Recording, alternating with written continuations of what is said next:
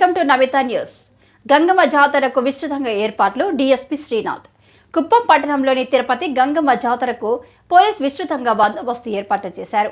కుప్పం పరిసర ప్రాంతాల్లోని వారే కాకుండా బోర్డర్ రాష్ట్రాలు అయిన తమిళనాడు, కర్ణాటక రాష్ట్రాల నుండి భక్తులు పెద్ద ఎత్తున పాల్గొంటున్న నేపథ్యంలో గంగ జాతర సందర్భంగా ఎలాంటి అవాంఛనీయ సంఘటనలు జరగకుండా ముందస్తుగా పోలీసులకు పలు సూచనలు చేసిన డీఎస్పీ శ్రీనాథ్ ఈ జాతరలో ఎలాంటి అవాంఛనీయ సంఘటనలు జరగకుండా చర్యలు చేపట్టాలని, ప్రశాంత వాతావరణంలో గంగ జాతర జరగాలని, ప్రజలకు భక్తులకు ఎలాంటి సమస్యలు లేకుండా చర్యలు చేపట్టాలని, దేవాలయానికి వచ్చి రహదారుల్లో భారీ గేట్లు ఏర్పాటు చేసి ట్రాఫిక్ సమస్య లేకుండా చూడాలని పలు సూచనలు చేసిన డీఎస్పీ శ్రీనాథ్.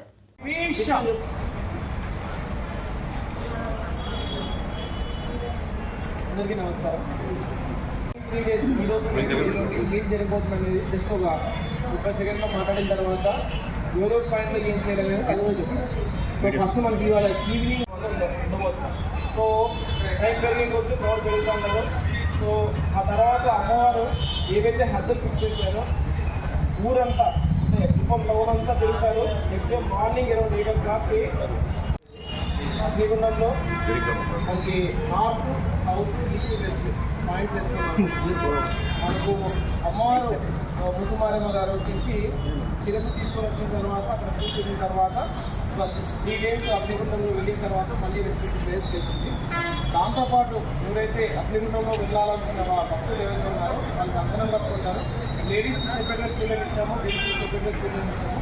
సో వాళ్ళని మేము స్టెప్ బై స్టెప్ ఒక్కోసారి 10 మంది లేకపోతే 20 మంది ఆ విధంగా లేడీస్ కోసం పంపించేటట్టు అవకాశం ఇచ్చేటట్టు, జెంట్స్ కోసం అవకాశం ఇచ్చేటట్టు, అయిపోయిన వాళ్ళని బయటికి పంపించేటట్టు బ్యాలెన్స్గా చేసిన సరిపోతుంది.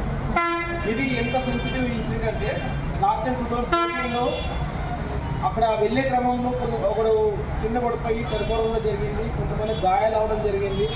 ఇది చాలా సెన్సిటివ్గా ఉంటుంది. మనం అక్కడ రష్ కాకుండా లేకపోతే స్టాండింగ్ జరిగిపోకుండా బ్యాలెన్స్గా స్టాప్ అంటే ఆ విధంగా పంపించాల్సి వస్తుంది. అదే నేను ఆఫీసర్స్ ఎవరైతే ఉన్నారో అక్కడ బ్రీఫ్ చేయడం జరిగింది. సో ఈరోజు అదొక పాయింట్. మార్నింగ్ మళ్ళీ మనకు 5 గంటలకి మలిపీఠం దగ్గర అమ్మవారు అక్కడ మన పెద్దబావి ఉంటుంది, పుట్టినీళ్ళు అంటారు. అక్కడికి వచ్చిన తర్వాత కళ్ళకు తెర తీసిన తర్వాత అక్కడ పొట్టేళ్ళు నడుస్తారు. అక్కడితో స్టార్ట్ అవుతుంది ప్రొసెషన్.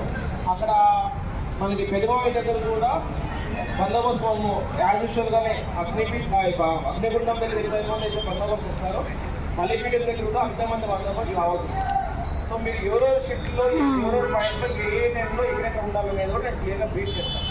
సో అక్కడ కూడా మనం బ్యారికేడ్ ఇస్తున్నాము.